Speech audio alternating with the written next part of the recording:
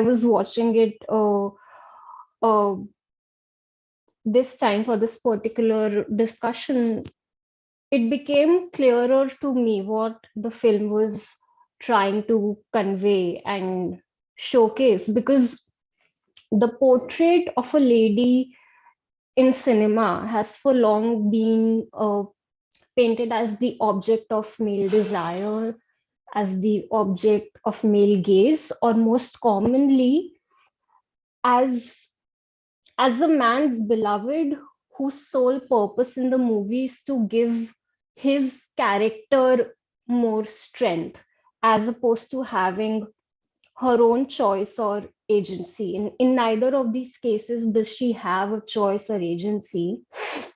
And a lot of times we don't recognize that because we don't even ask these questions. Is this character independent? Is she equal in the film? um, and many movies have tried to challenge this idea of a woman, has tried to challenge the idea of how we portray women in art, and how we portray women as lovers and as the one who are loved. But no film comes close to what the portrait of a lady on fire has achieved, which is why it's one of the most closest films to my heart. And I hope, like, with this discussion, I'm able to sort of elucidate why. As you may all have noticed, the movie is extremely picturesque. Every frame, you could pause the movie at any point and you could put that frame in a museum. It's so well shot, and you cannot talk about the film without talking about its imagery, its cinematography, which is a vital part of its storytelling, of the movie's heartbeat. So I'm going to be talking about the movie while presenting um, stills from it, and I hope that gives you all more insight during this discussion.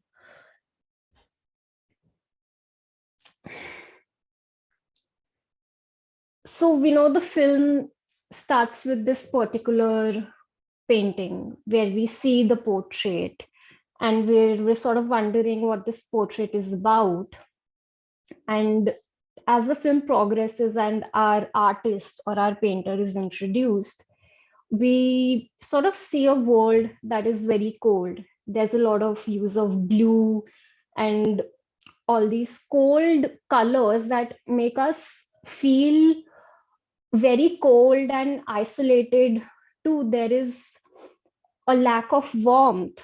And when she approaches this house, there is a contrast as soon as she enters, because now you see fire. And fire is a very important symbol in this movie, which we'll explore later.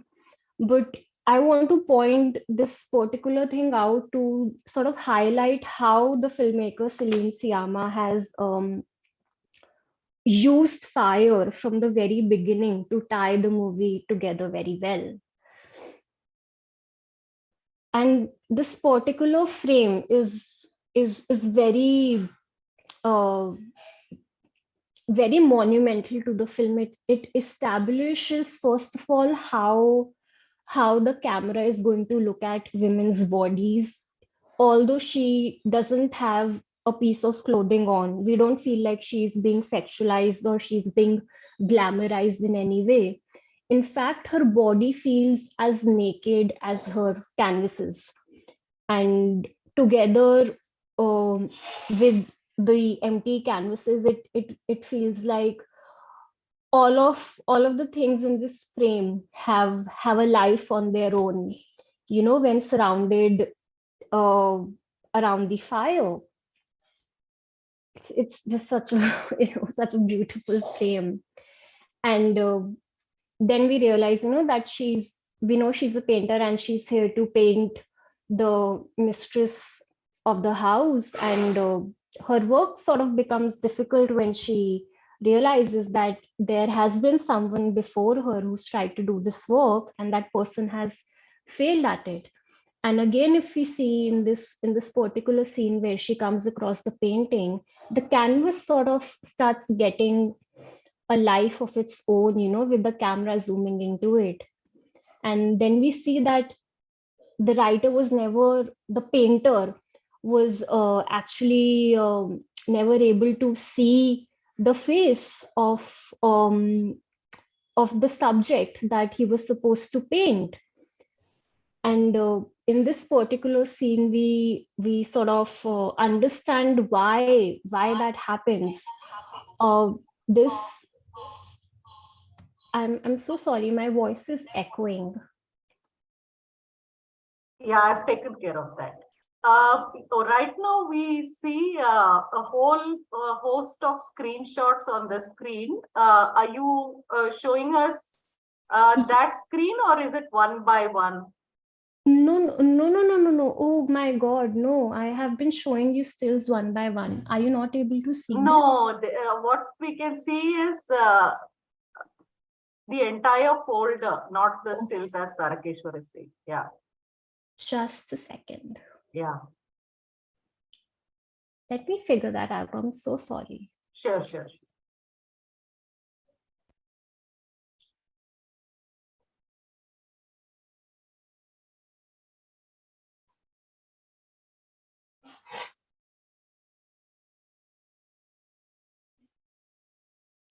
Okay, I hope it's visible now.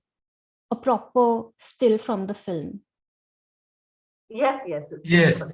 Okay, great. Thank you. Thank you so much, guys, for sort of interrupting me. All right. So I'll just brief it up for, for all of your reference. So in the beginning of the film, the tonality is very cold. There is use of all these blues and grays, and it's a very cold environment.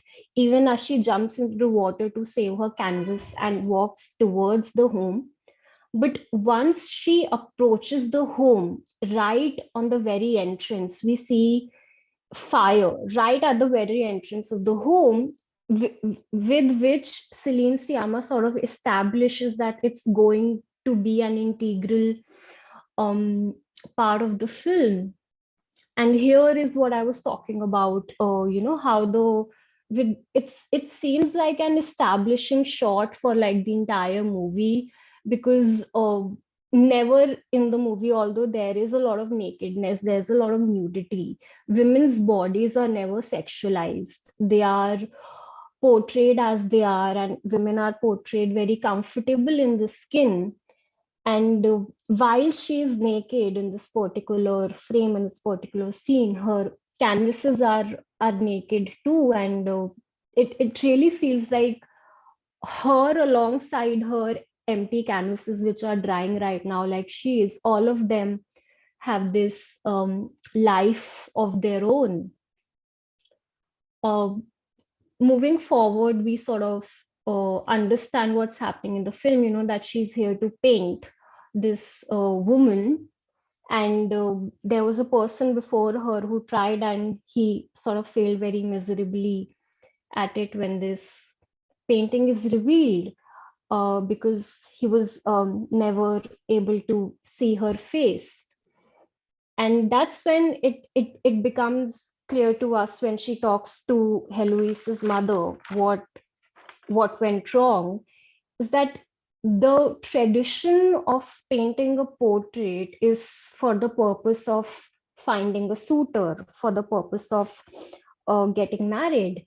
And so Marian asks, why does she refuses to pose? And her mother replies, because she refuses this marriage.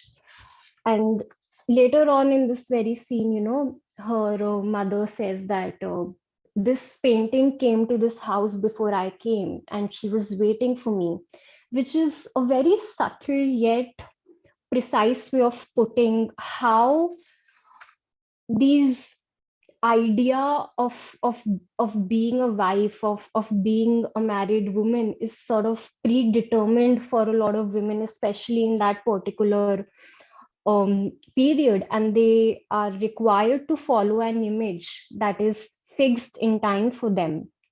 So going forward, uh, Marion tries to paint Heloise in a very incognito way, almost in a very voyeuristic sort of way.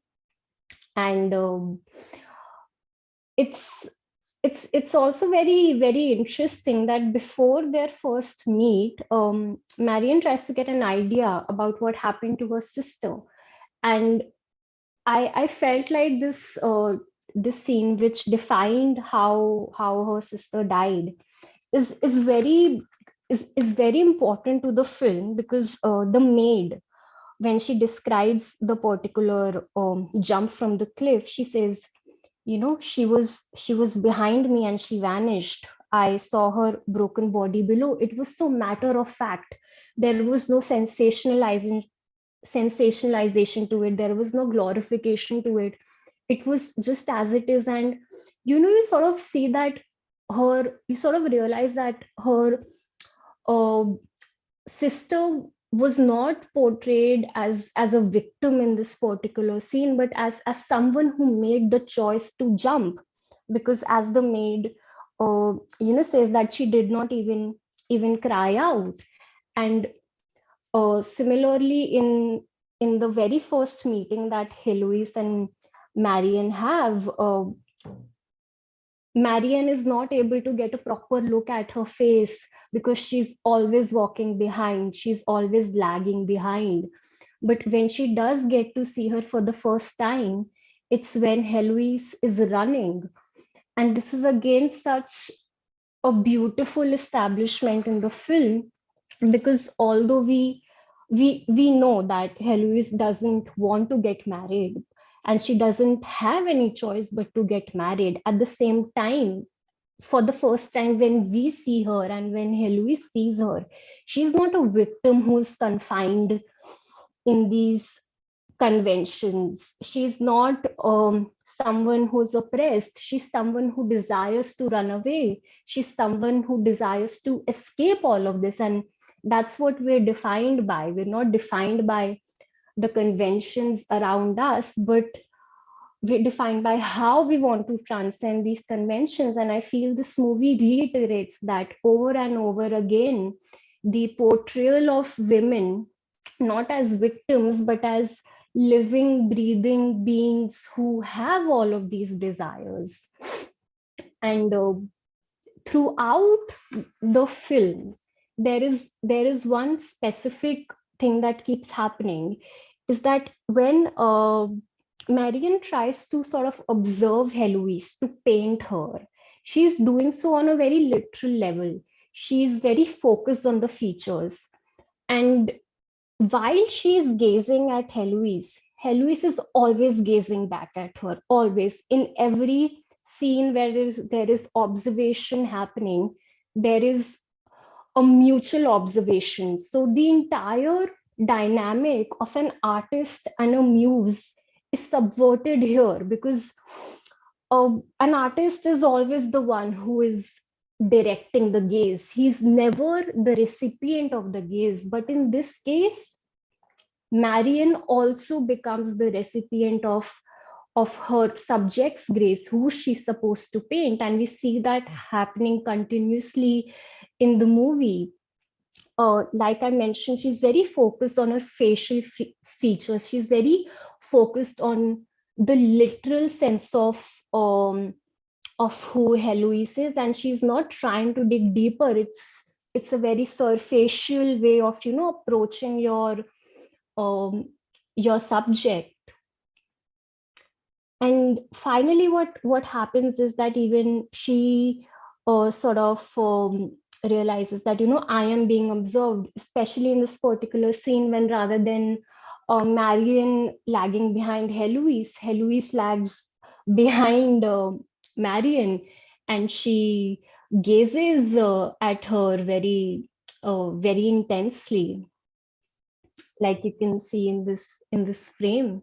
It's a very intentional sort of gaze that the subject of the painting is directing towards the painter. Again, Siama sort of reiterates that Marion's focus is on the superficial level only. She's not able to uh, proceed beyond that. She's simply fixated with the features, and she struggles with it time and time again in the film. She struggles with creating a portrait because she's not able to understand the subject. In this frame again, Heloise is staring back at Marion, and this interplay of gaze keeps happening between them, and I find it extremely beautiful. You know how that entire dynamic is subverted between the two. And here she acknowledges as well, that she's always ahead of me. How do I take a look at her in order to paint her? This in this particular scene, it's the first real conversation they have, and I think uh,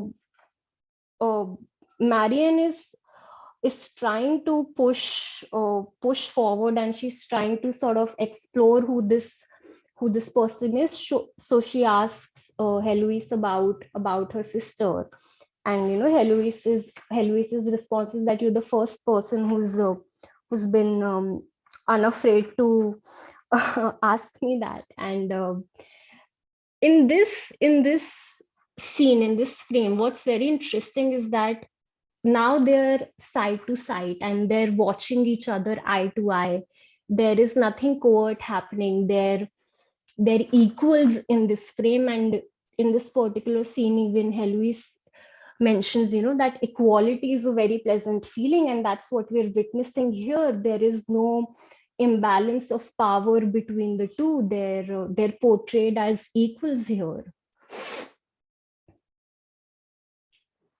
And like I mentioned, one of the reasons why Marianne struggles to paint Heloise is because she's not able to understand her plight. She's not able to understand that Heloise doesn't have any choice in this marriage, because Marianne herself is a privileged woman. She can inherit her father's business and sort of stay financially stable, but Heloise doesn't have that avenue in life. And this sort of um, gap between them, this distance between them, is what the film tries to cover. This is another wonderful device that Celine Sciamma uses, where Marianne becomes so frustrated that she literally tries to put herself in the shoes, or in this case, in the dress of Heloise, to sort of understand what this person is and how she might behave, and to get an outline of her. But as you can see in this particular frame in the mirror, the face is again not visible, just like in the portrait that the previous painter tried to paint, because Marianne is not able to see through Heloise. She's not able to see into her. She's not able to stare inside her and who this woman really is.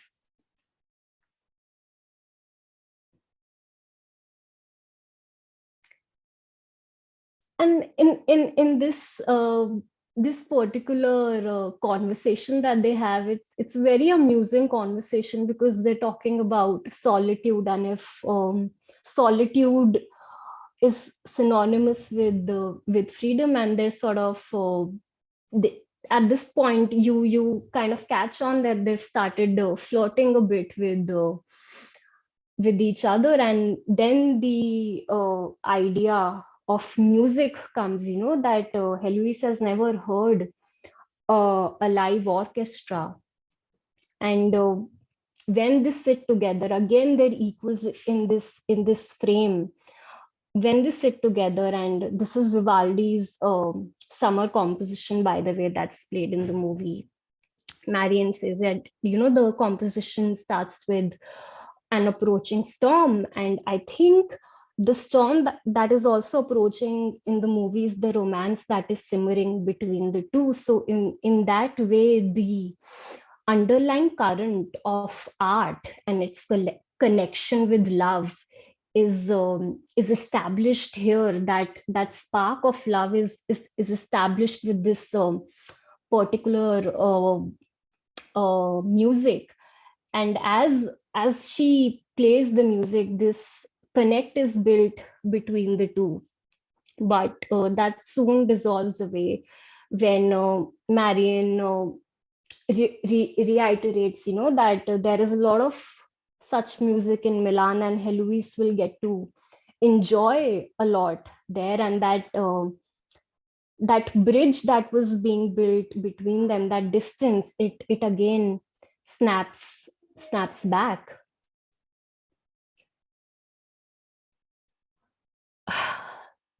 Again, there is the theme of solitude, and if it really equates with liberty. But besides that, what was this particular conversation tried to convey when Heloise says to Marian, that in solitude I felt the liberty you spoke of, but I also felt your absence. It's about how she's taking the first step in this relationship. Although she is the subject, and traditionally between the artist and the muse, it's always the muse who is the passive recipient of all the admiration. However, in this case, we see that it's Heloise who takes the first step in this romance. And she says that, hey, although I was alone and you gave me a chance to be free, I did feel your absence, I did miss you. And it's this particular expression that Marion sort of portrays. It it conveys an apprehension that so far she's been holding back to not fall for this woman, but it's sort of become inevitable now. It will happen, and in a way, it has already happened. And she was trying to keep a distance by simply focusing on the features and the surfacial outline of this person. But there is more to it than that, and it's inevitable that she will end up exploring all of it.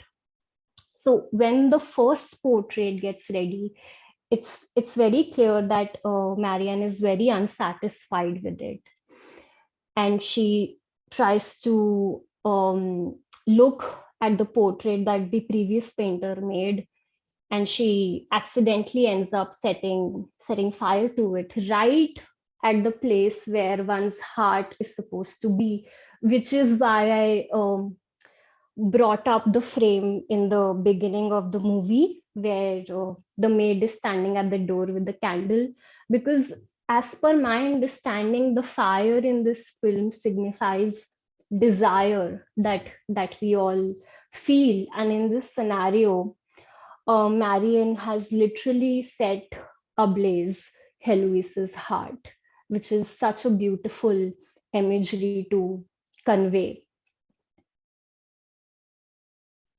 And then, as the portrait gets completed, Marion decides to come clean about this entire covert operation that she's been doing so far. And Heloise just says, until now, I don't know if I could swim or not, but today I'm going to simply step into the water and see I might as well. And it sort of says as to how these two people continuously challenge one another throughout the film, and they sort of prop each other up in ways that lovers really do. And when the final portrait is ready, which is this, we see that Heloise is very unsatisfied with it, and she asks Marion, is how you see me? Is this me?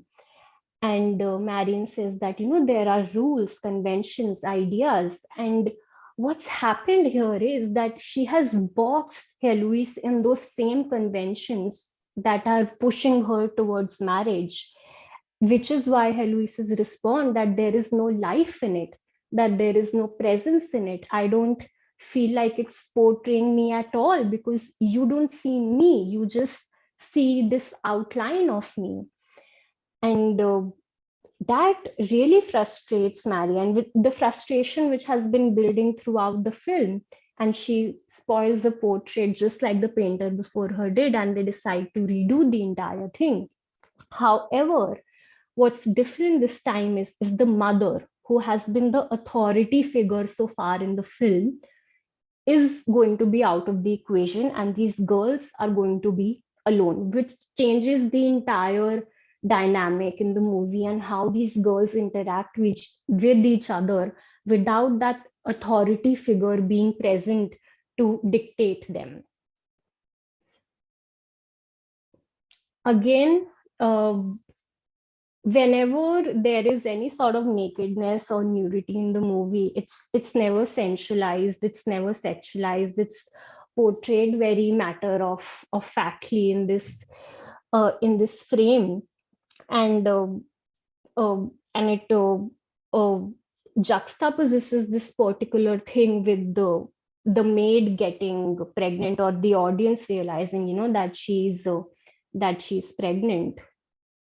That is when the maid decides, that she's going to make the choice to get rid of this baby.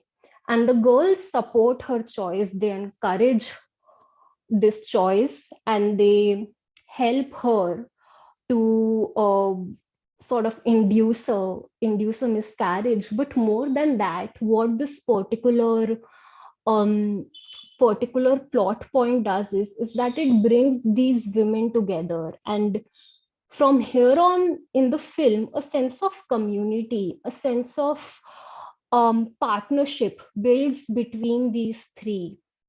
You can see that there are so many activities that they do together, particularly in regards to the maid's baby, and how to sort of do away with it.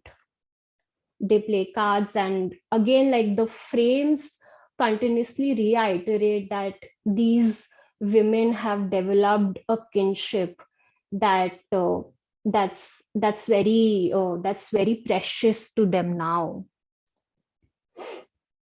Now, this particular frame I was very excited to bring into the film, because if you all remember watching Jean Dillman, and I know you all do because it's such a brilliant movie, it is very reminiscent of that, how just the camera stays static in a very staged position, and the women are in the kitchen their uh, going about their day, and the camera observes their actions. It's such a brilliant nod to that movie, and I do really believe that Celine Sciamma meant to sort of pay homage to Jean Dillman in some way or the other with this particular scene where they all just sit around the kitchen and go about doing their own things.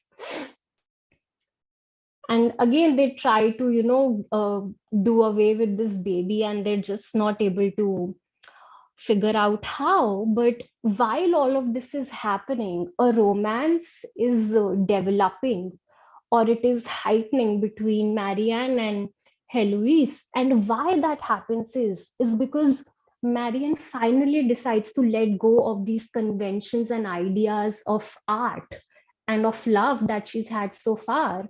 And she tries to begin capturing Heloise in a more organic way, in a way that she's really able to see her.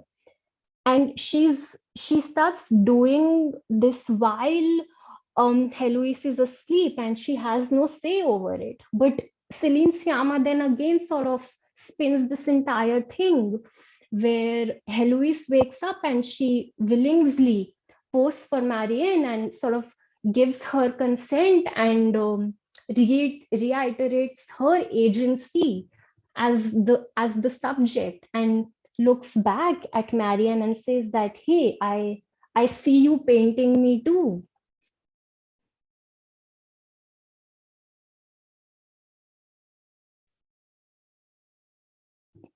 In this particular scene where they sit for the first time to sort of get started with this finished portrait of Heloise, I think when Heloise looks towards Marion, like she has the entire film, and I don't think Marion has noticed it up till this point, where she goes that, hey, I am being watched and observed as well. I'm not the only one who is gazing. The gaze is also directed towards me. This is sort of a revelationary moment for her, where she accepts that the entire dynamic between them has never been what she has assumed to be, and it becomes clearer in this scene where Marion says that, you know, I would hate to be in your place as a subject who's being painted, because it's such a vulnerable position. And Heloise says, but we're in the exactly the same place. And she asks Marion to come closer to her.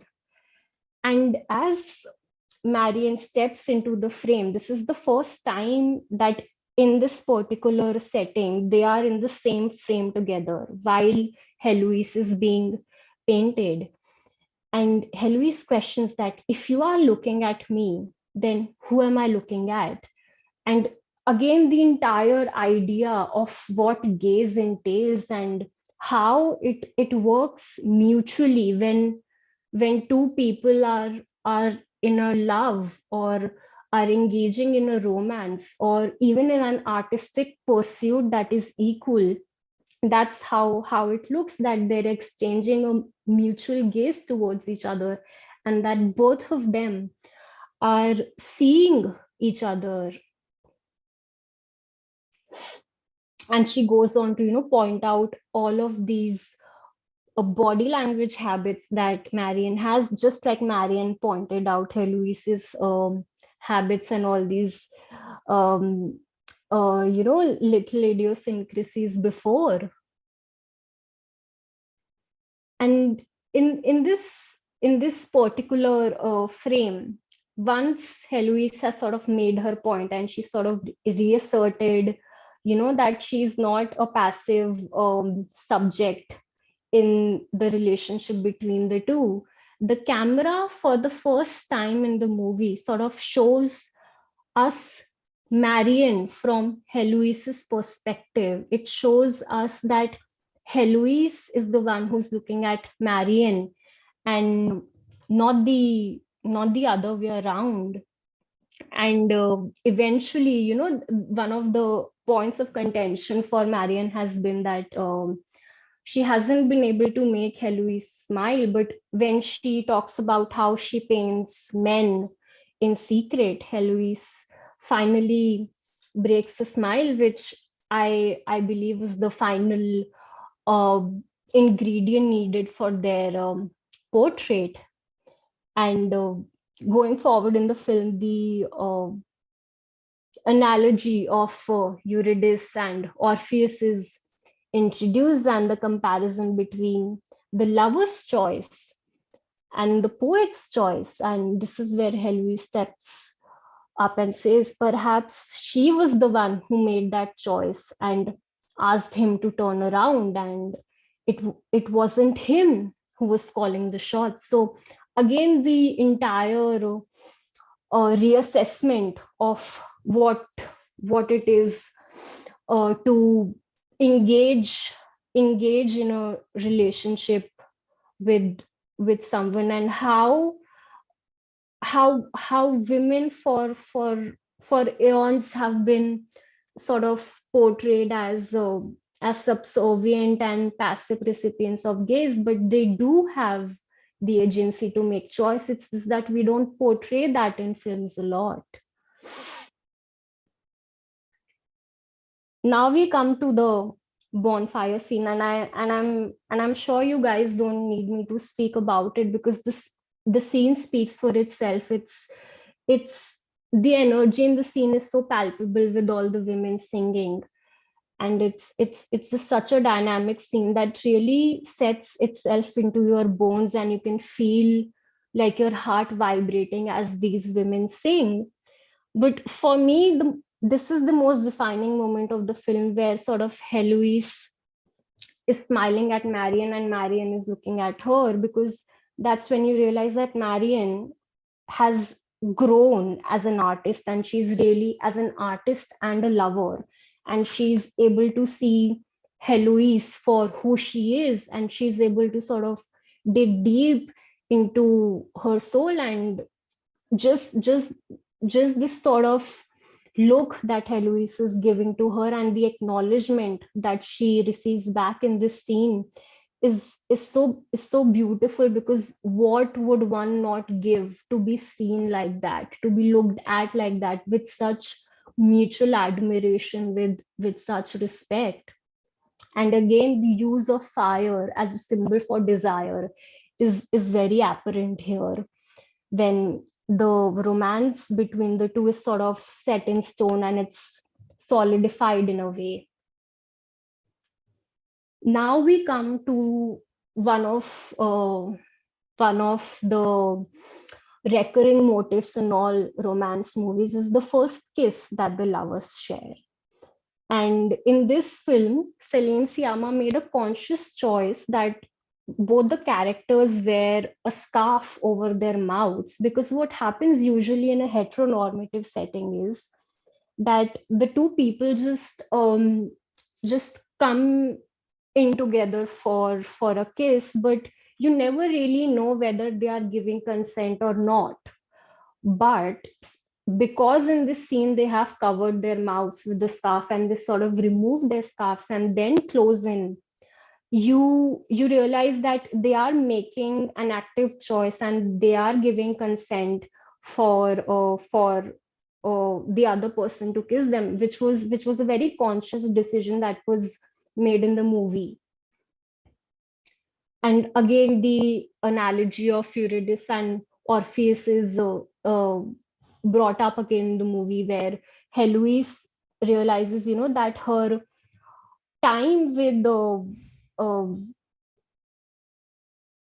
Marion is very transient, and even Marion realizes that it is inevitable for their relationship to end. It is inevitable for their love to end. What they need to do is to make the most of the time that they have left. And that's in this particular scene, they try to quote unquote slow down time by taking this particular plant, and again their bodies are portrayed in a very comfortable way, in a very non-sexualized way, which is so admirable how that is done over and over again in the film. And they just embrace each other, they love each other as hard as they can to make the most of whatever moments they have left.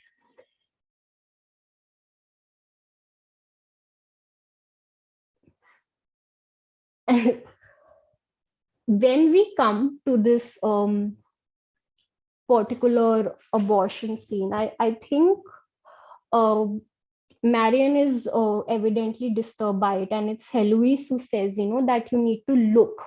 And later on, drives Heloise to, later on, Heloise drives Marion to recreate this entire scene in a painting, because these two have now at this point in the film developed a language where they're using art to communicate, to solidify the experiences that they're sharing with each other.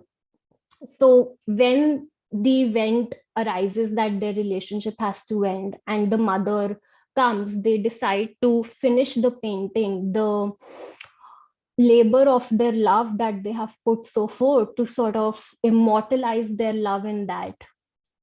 And in this particular scene again, uh, Heloise's demand that Marion paints herself for her, because even she needs to keep a picture just like Marion is keeping for herself. And this is the entire framing is done in a way that Marion is painting herself while being reflected in her lover. She's painting how she's being reflected in her lover, which is such a beautiful way to put forth what love really entails.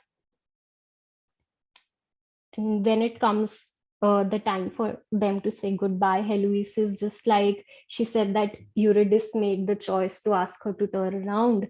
She asks Marion to turn around, and that's when their relationship sort of ends. But although their relationship ends, I don't think their love dies at all in the film, because a lot of people, we look for, everlasting love. We look for love that would last all our life. But with art, I believe that Marion and Heloise were able to achieve that by sort of immortalizing their relationship, their love in art.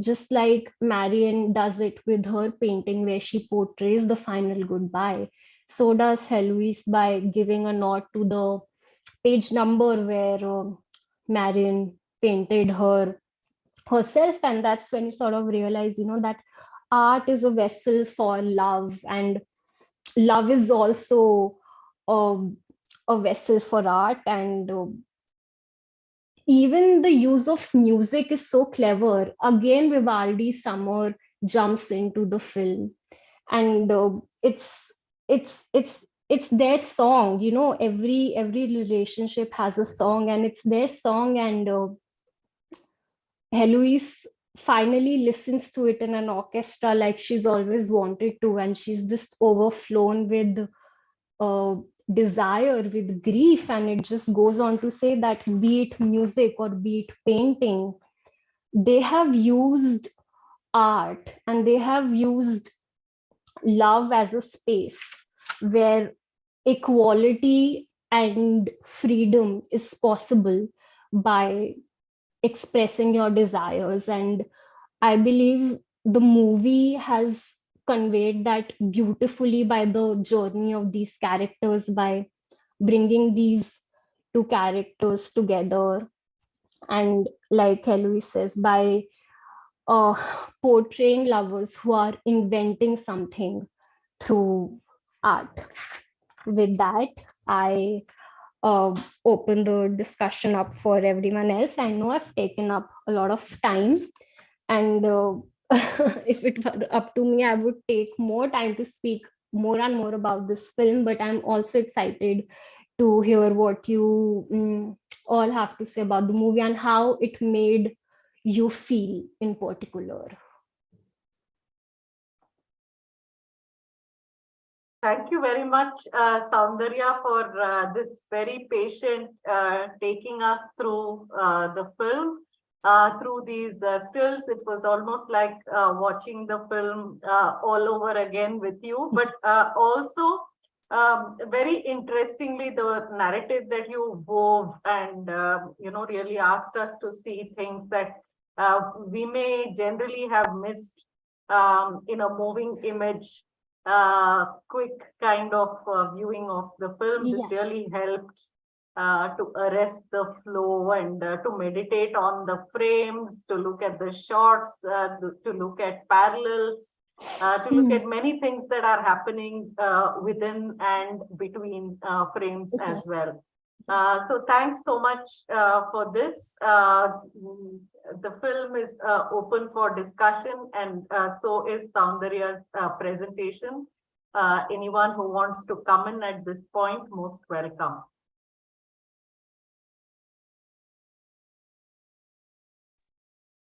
Yes, Geeta, the artist. Yes. No. Thank you very much, Saundarya, for that really elaborate interpretation of the film, as Nikhila has already said. And as you have rightly said, in fact, this film is almost like a textbook study of the female gaze. So, the multiple levels, and as you have also selected that scene, which struck me also, when she's painting the subject, that is when Marianne is painting Eloise, and they come in the same frame for the first time together and all of that. That is an absolute, textbook case for studying the female gaze. And I was looking at some of the interviews, and I also got to know that this film for Siyama is a deeply autobiographical film also, because she wrote the film and made the film after her breakup um, with her lover. And but they continued to work in films, even though they no longer shared a romantic relationship. And what I also found very interesting is the film crew also, hardly any men except for the music composer, Arthur Simonini. Otherwise, it's mostly, it's an almost all women crew.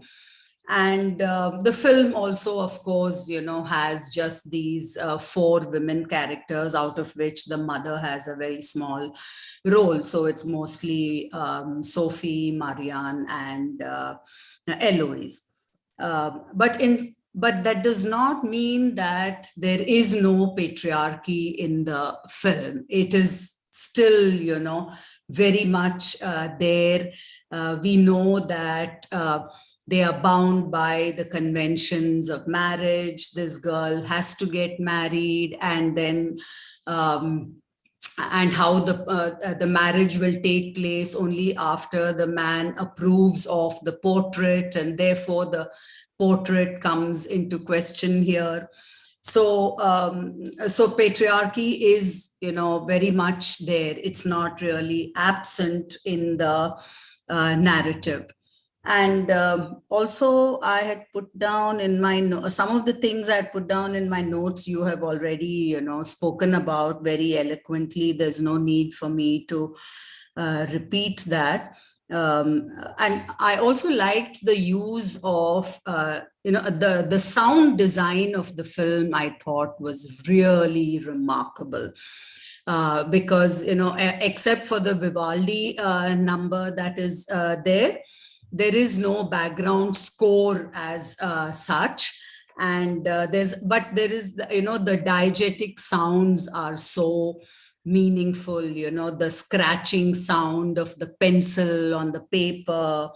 And when the 3 women are in the kitchen, all the crockery, cutlery, and, those sounds. All of that, and then outside it's just the sea, the beach, and those rocks. There is no other outdoors in the film apart from the sea. And the sea, whenever the film moves outdoors, it's a really raging, roaring sea, which is also quite symbolic of the mental state of these 2 girls.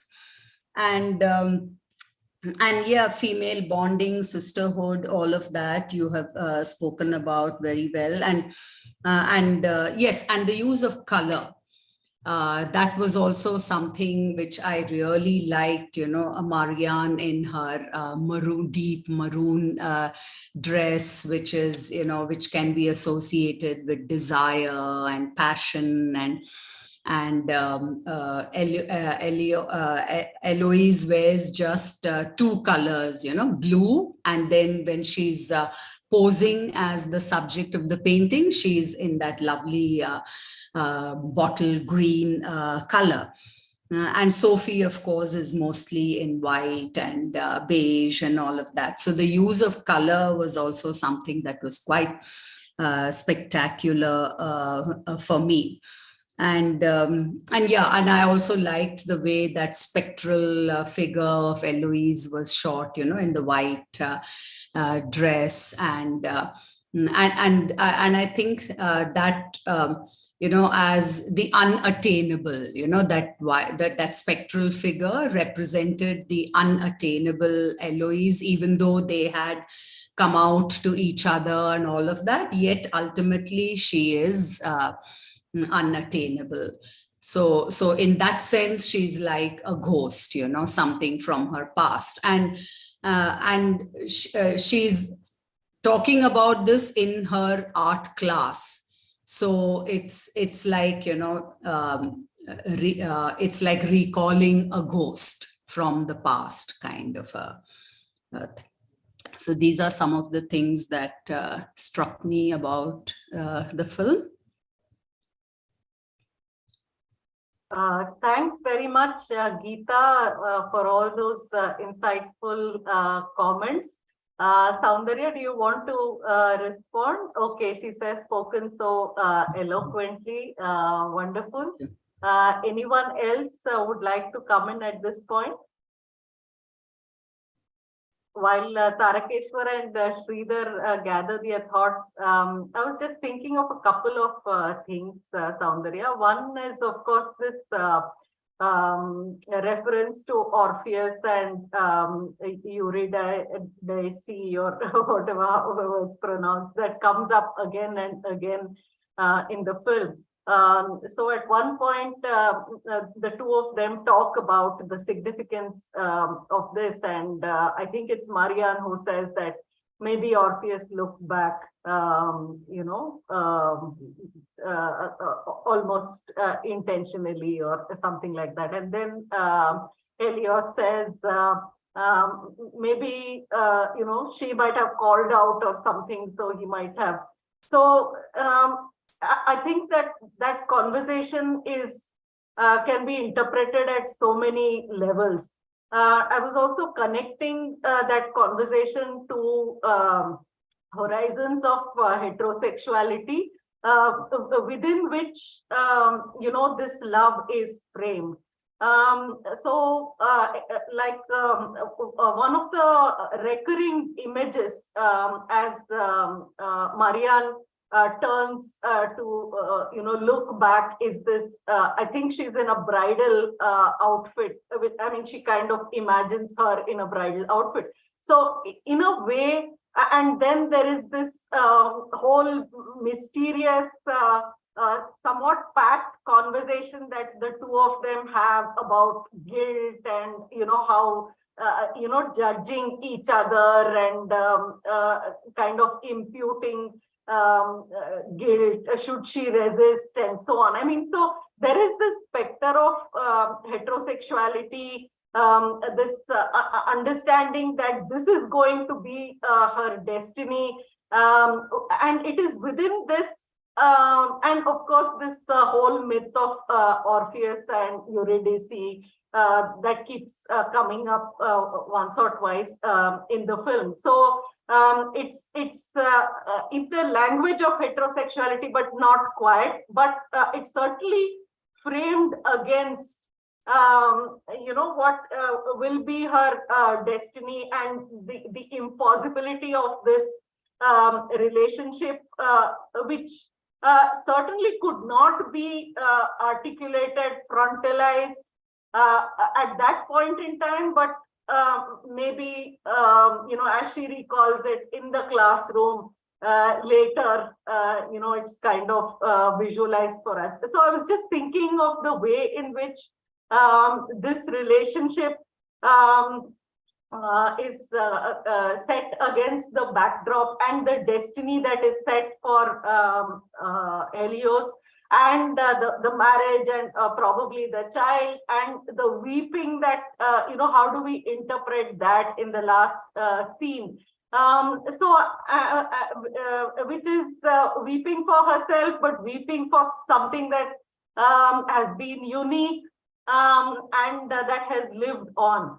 I was also thinking of this film in the context of Oscar Wilde's novel, Dorian Gray, where again, this relationship between the portrait, the actual portrait, the portrait and the actual person, and how one rubs off on the other with the passage of time. Here, of course, the movement is different. The portrait seems to capture a moment in time, and certainly their relationship is for kind of elongating time, for capturing it, freezing it, And probably that's the function of the portrait, and that's also the function of the the page number 28, 28 or 58 that we see. So the portrait freezes time as opposed to the people themselves who kind of lead on and get on with life in a situation of choicelessness. Largely, in a situation of choicelessness. So I was thinking of these aspects, and another interesting aspect I thought in the film is also the way in which it juxtaposes maybe two different kinds of women. One, Marianne, a professional woman who can choose to remain single, and as opposed to Helios, who has to, I mean, that's her career, if you want to call it that. Marriage is the only career that is open to her. But I was also, thinking of something else that she has chosen before we actually see her in this house, and that I think she's been in the nunnery. I mean, she has gone into, to become a nun, and she's been kind of called back. So I was also thinking about that. How that idea comes in the film. I was not sure, what to make of that in the film. And this whole, sense that if it's not marriage, the only option for you is to jump off the cliffs. So, it's so stark. The option that is exercised by the sister. So I was just thinking of how all these are, such.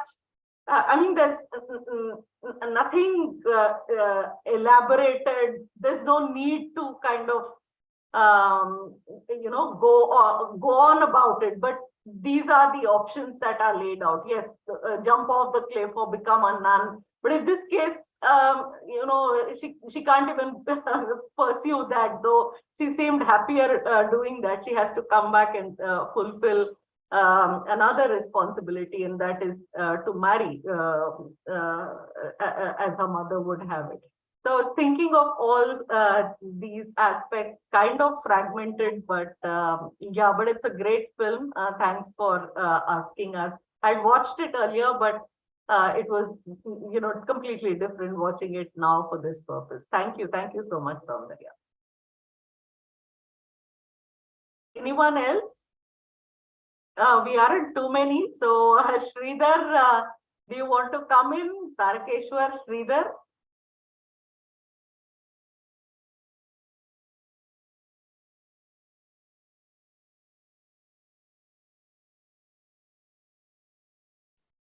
Yes, Tarakeshwar. Yeah. I don't have much to say. All the things that you people have said, I more or less concur with it. So in that sense, but one, it's a period piece. That we should keep in mind. And then, yes, it's a well-made movie. I had watched it earlier and I didn't have any problem watching it again. So in that sense, it's a well-made movie, visually a treat to watch. Though slightly, I feel that slow pace, but now we are used to it. So in that sense, the slow pace is also connected to what Nikhila was saying about freezing the moments and savoring it. And the dialogues are also quite interesting. You don't say anything. The other person will summarize your emotions, and then you say, yes. I don't know how many times the yes comes in the movie. So it's trying to understand the other and taking the consent of the other for your understanding of the other. I think that was quite starking in this the way the dialogue is framed, I thought, I don't know that it has much to do with the theme of the movie itself. So that was one thing I thought quite striking. And that's all I think. There's nothing much to say. I agree with, I concur with whatever others have said.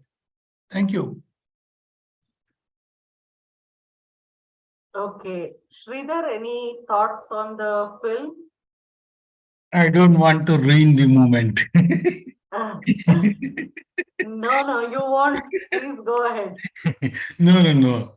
I'm I the myself not detective novels reader. So I start from the end.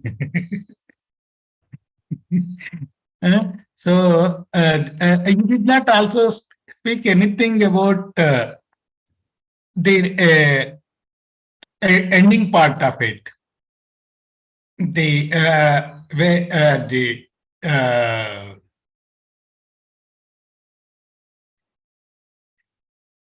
there is no, there are no words, but only the painter is speaking there.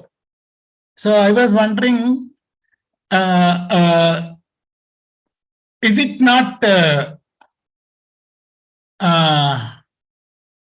if you call it as a poem instead of a painting, the poet's imagination?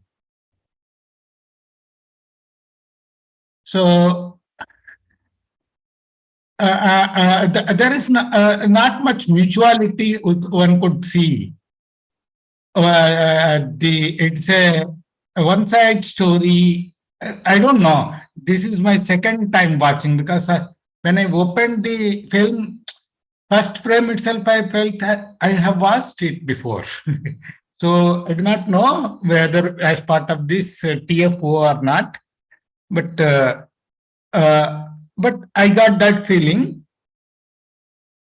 So I was wondering only like that.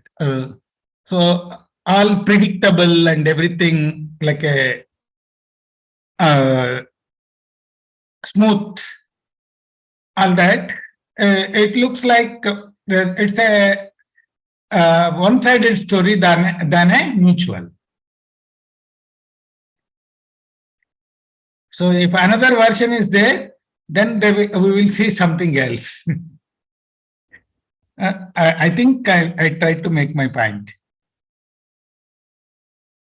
Okay. So you're saying it is the artist's imagination of the subject. So if the subject could tell her story, what would it be? So that's what you're asking. In a sense, yes. Yeah. Yeah.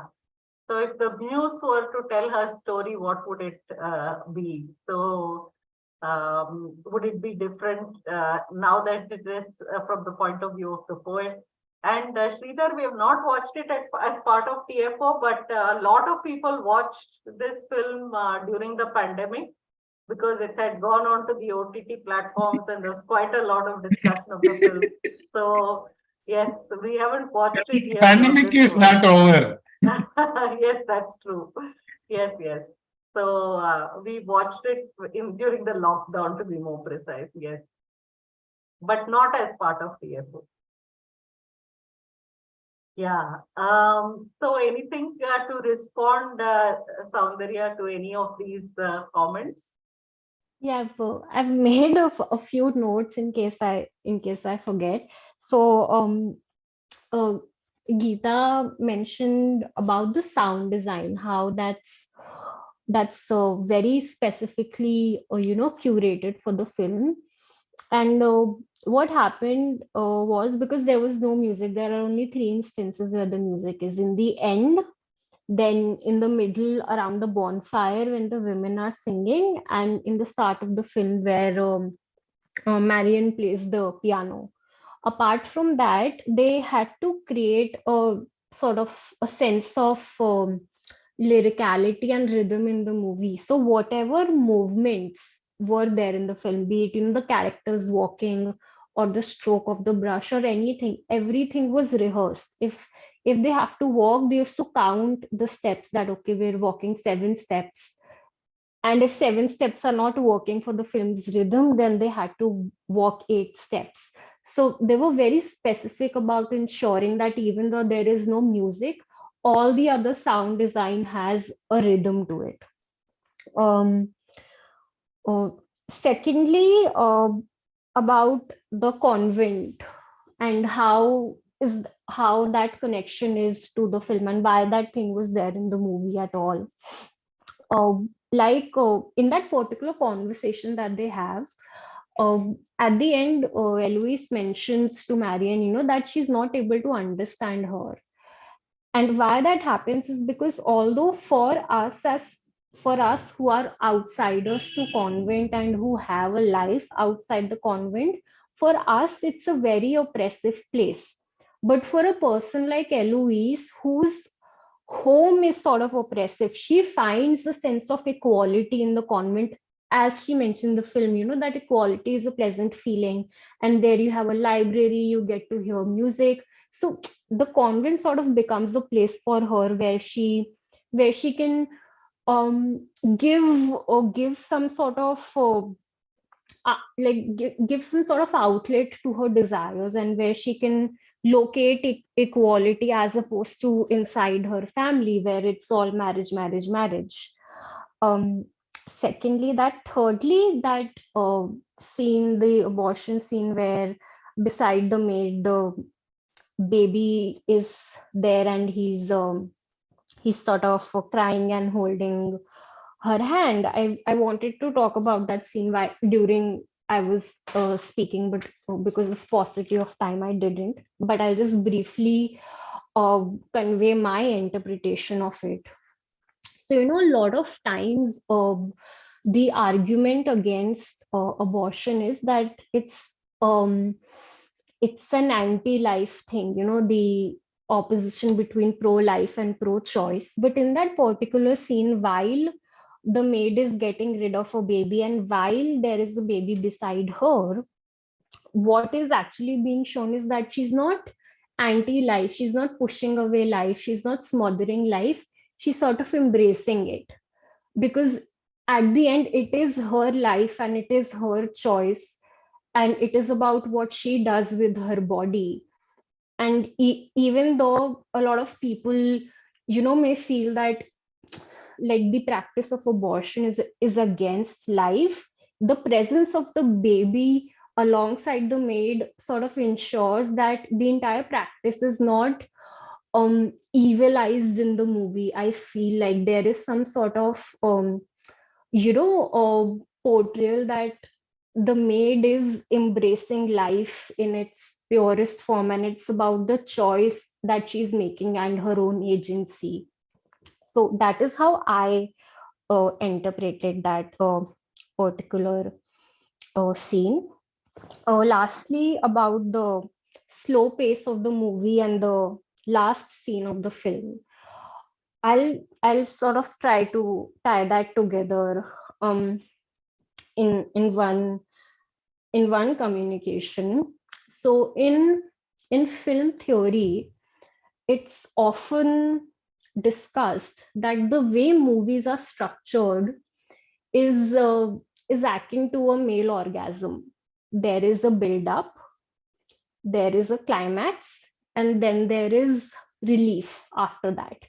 And that's how most movies are structured. Like there is some conflict and there is a resolution, and after that there is like the tension has been released. However, in this film, the structure is absent. It is, the film has its own pace.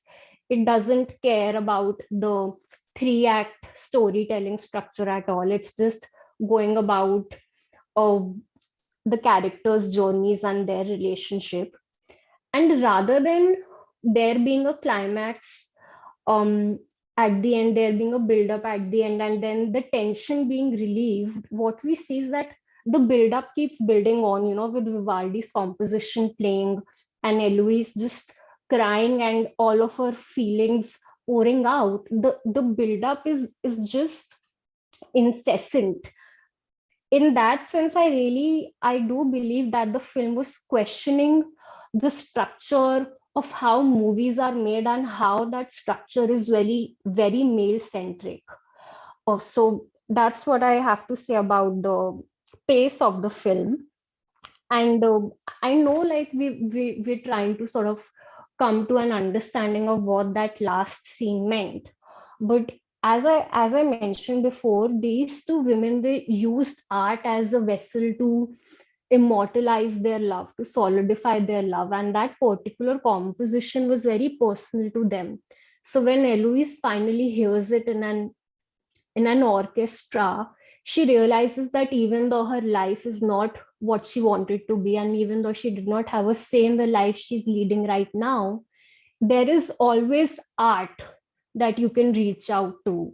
There is always something liberating in the art where you can find solace in, and especially in that particular piece of art, which is so personal to the two of them, which signifies their relationship that is based on the foundation of equality. So I do believe that those tears were tears of catharsis. Those were tears of, I wouldn't say joy, but a sense of comfort, a sense of fulfillment, that I can find solace in art, and I can find a space where I am free and I have agency within music and within paintings and all of these stuff. So yeah, that's all I wanted to say. If anyone wants to jump in and respond, that'd be great. I liked that scene, the abortion scene, very much. Yes. So there are two, there's this baby and there's also a slightly older child who's also on the bed. I thought, it was, the setting was making the whole act amoral, so, I mean, not putting it into a kind of moralistic, framework, giving it a certain kind of amoral. Yes. And also matter of course. I mean, there is no need to justify it to anyone. It is, what she has wanted to do. So I thought everyone around is taking it like that. The two women watching, Marianne and Elios, and the woman who is performing the act, the helping in the abortion, and this girl herself, and the two babies. So it's a very, a very, I thought it was very, very beautiful. And contrasting it with another scene of abortion that comes in a Kannada film called Ghata Shraddha. I mean, which is, I mean, there's such a demonization of that whole process. Which not only terrifies one of that whole act itself. I mean, mystifying it, all kinds of things are done, and it's done on a night which she has to go surreptitiously and get it done. So it's almost as if in the structuring of the scene itself, the criminalizing or at least the problematizing of that act is built in. Whereas here, it's not that. I mean, she tries her own means of ending the pregnancy. When it doesn't work, they all go. So there is a kind of solidarity as they all go, and the baby, kind of playing with her. Is so beautiful. I mean, so there is nothing that kind of makes the act revolting or immoral.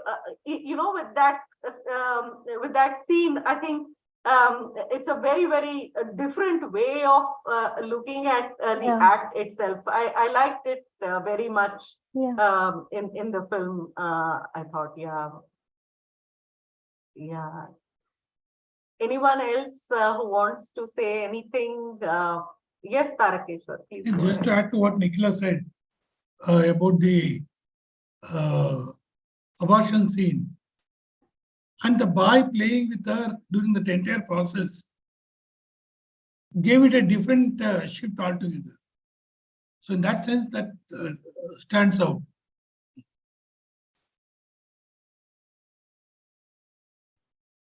Yes, yes. Yeah. Yeah. Anyone else?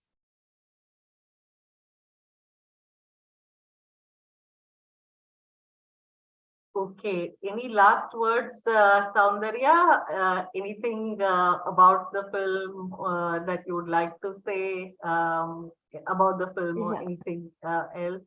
Yeah. Yeah.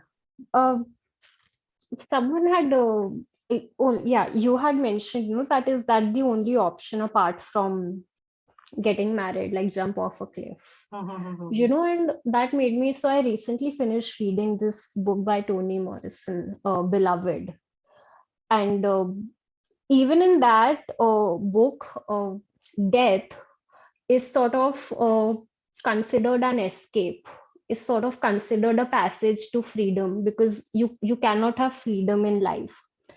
And even across literature and across storytelling in all formats, be it in books or movies, specifically when it comes to female characters, uh, uh, suicide or death has been regarded as a passage of escape, as a passage of freedom, and is almost equated like with the sense of choice, that they are making this choice for themselves. I know it sounds very um morbid, this depiction, but at the same time, it sort of highlights the fact that how extreme your living environment can become in order for you to find freedom, uh,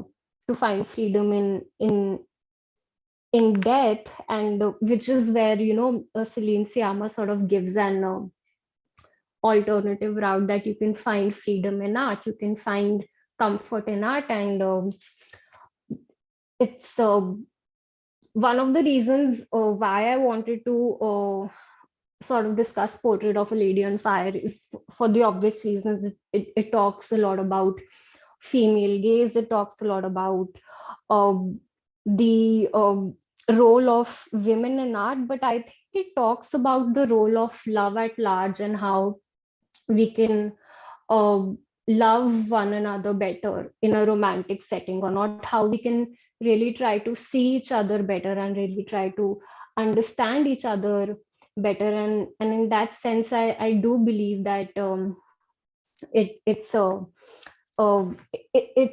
a film that would inspire change in change in people. And not only that, like over the 4 weeks, in my introduction, it's been repeated that I believe that women do bring a different language to cinema. I think with Portrait of a Lady on Fire, it was an indispensable fact that Celine Sciamma has indeed created a new language for cinema.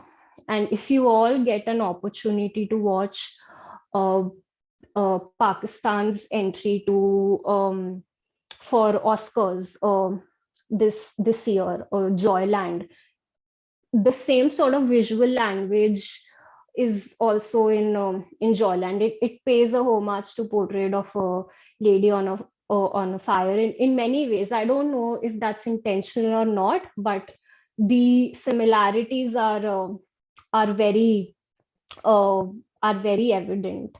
Um, with that said, I'm really glad that I was asked to curate this festival for this month, and I've really enjoyed it, and it's been absolutely wonderful talking to everyone and getting to hear everyone's thoughts. So thank you so much. Thank you, Saundarya. Yeah, thank you very much, Saundarya, for agreeing to do this for Talking Films Online and for selecting such a wonderful bunch of films. It's been a pleasure, listening to you initiate conversation with the passion and also with the.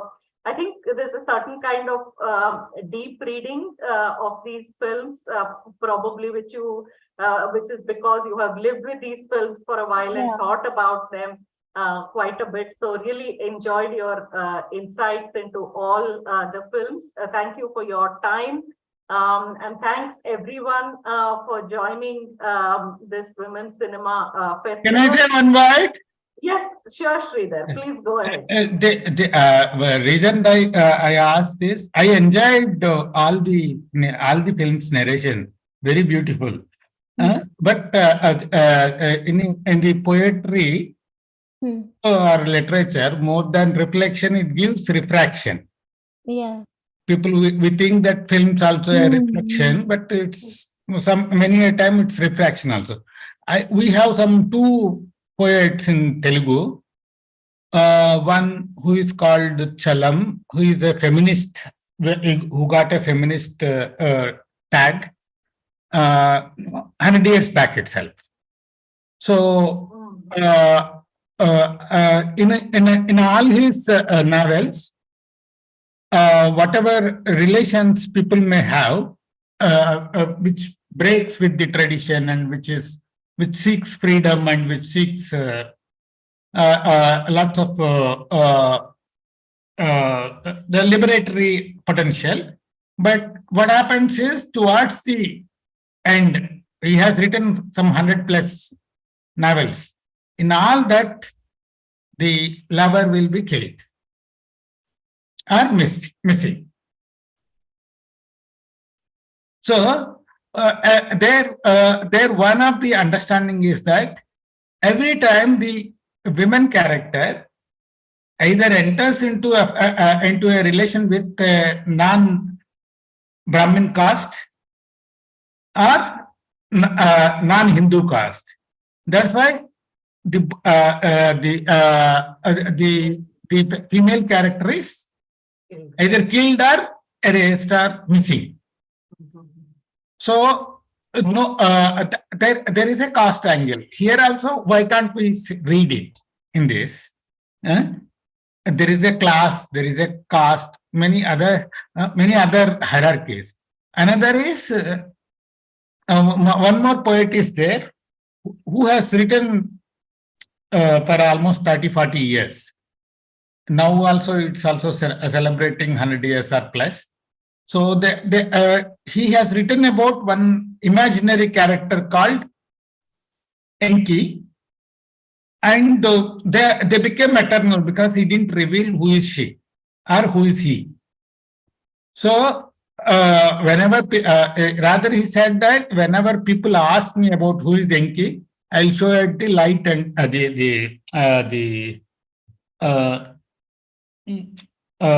light and the dark, like so it doesn't give a character like that. It is eternalized, not revealing what is it. People also say that like that men and women relations should be like water and air, pure, all that. But in all that also, this kind of some not mischievousness, some mist travels. They're actually in an interpretation, they are against they are not breaking with the tradition. They are in the same pattern. Whether men does or women does, film is film. So I end with that. Okay. So for you from Chalam to Celine Sciamma, you're seeing more or less the same kind of representation that continues, where the subject is,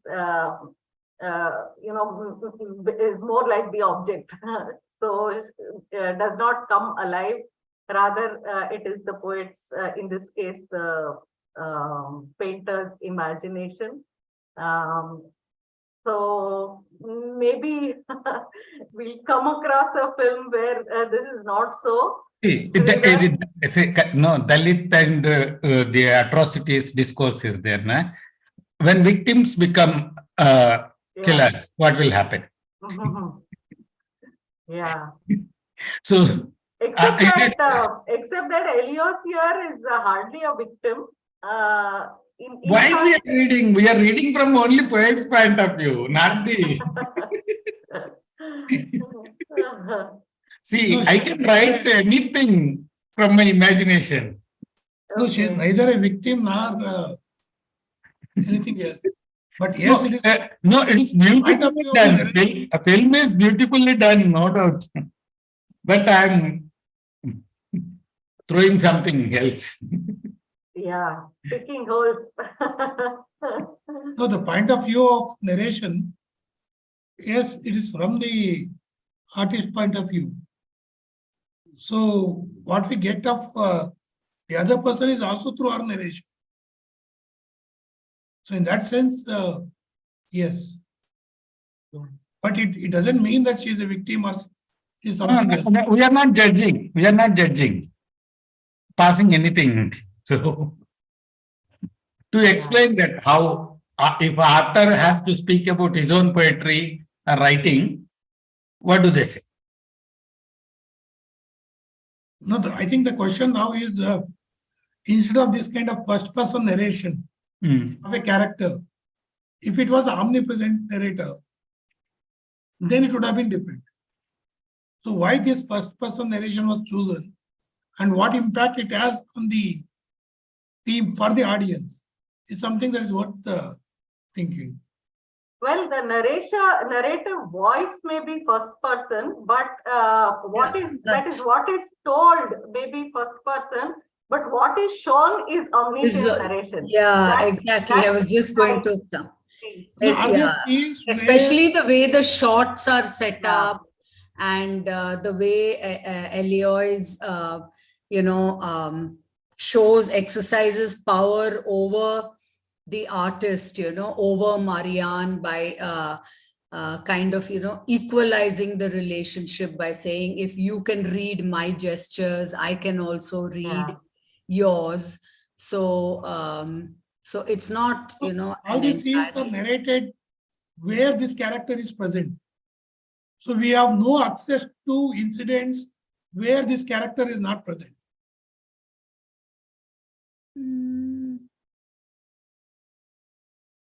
Okay. Where this character is not present, well, she's not present for a whole part of the initial conversation between Clara and Marianne. I mean, she's only spoken about, she's not present, right? You're talking about Elios not present? Yeah, the artist. Oh, the artist, where she is not present. Because it's from her point of view. She has to be present. And whatever she's saying about others, what others said, it is she who is narrating it to us. I mean, the artist is present in the movie always, just like the camera is always present in the movie, because that's what the movie is getting at, how a filmmaker sees a woman or how a filmmaker sees a character. It's trying to rewrite that idea that has been created of women in movies for so long. I think that is why it was very essential to highlight an artist's point of view, because that's just like a literal way that we are approaching this. But when we're saying what is an artist's point of view, an artist's job is to see. So the film is trying to put forward a new way of seeing women. So it's not just about the artist, it's also about a way of seeing. So, and to create that way of seeing, you need a particular perspective, which is why the film would not have worked were Marianne's perspective was not present throughout. Yeah, Saundarya, after almost saying thank you, it's sparked another round of discussion. Sorry. Thanks to Sridhar and Tarakeshwar and everyone who jumped into the discussion. I think this film and also this discussion will continue with us and in our heads for a long time. Absolutely. Yeah. Because it's I didn't want it to end pleasantly, that's why Yeah, sure. This whole series certainly will end very pleasantly because it's been a wonderful set of films. Absolutely. And also very well discussed. Saundarya, thanks for your time. Thanks for all the effort that went into Thank you for inviting me. making this festival a special one for TFO. And for all those insightful readings of the films. I hope you'll continue to be part of our discussions. As you know, we meet every Saturday at 9 p.m. And attendance is generally not as bleak as all this. We are approaching year end. I think people are just away on vacation, taking a break. So, but TFO continues nevertheless. So thanks everyone for joining. Wish you all a Merry Christmas and a very happy New Year. So see Thank you, you. Saundarya. Thank you everyone. Have a Merry Christmas. Very much, Thank you. Saundarya. Merry Bye. Christmas. See you next week. Bye. Good night. Good